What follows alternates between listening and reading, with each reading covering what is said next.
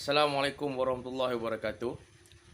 My recommendation on how new graduates can deal with unemployed is to encourage themselves to align their education with the market demands. It is because students nowadays like to continue their study in a course that they not interest much. Therefore, they finish their study not in the highest level that is required by the market, so it is hard for them to get a particular job. Moreover, students that thinks their performance not going well in that course, they can move to vocational study and skill because markets nowadays need graduates with more experience, so it is easy for students to have skills before apply for a job. Next is change of attitude. It is because many fresh or new graduates like to choosing words.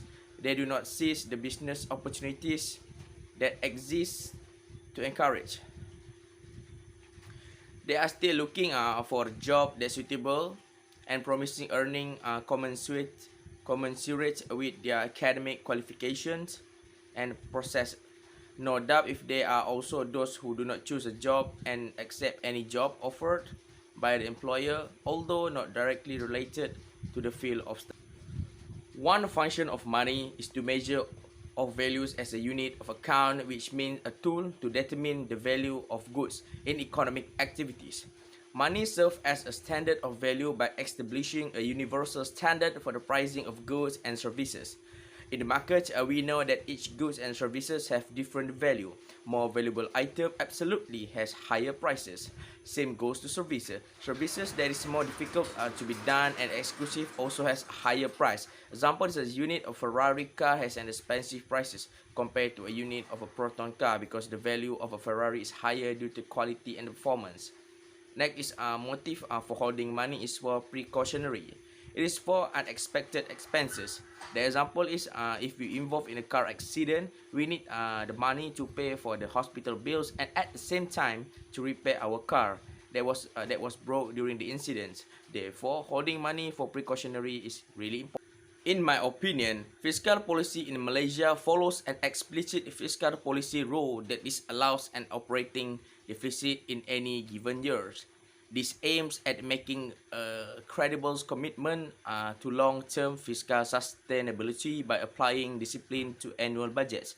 Malaysia uses fiscal policy as the use of government spending and taxation to further influence the economy.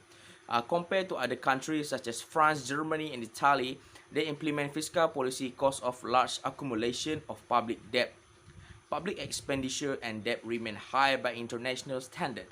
The fiscal policy is to balance the budget's rules or multi-year frameworks. Next is a monetary policy in Malaysia now will remain accommodative as it aims to focus on supporting a sustainable economic recovery amid modest price pressures. It will continue to utilize all its policy levers to ensure conducive financial conditions to support economic recovery.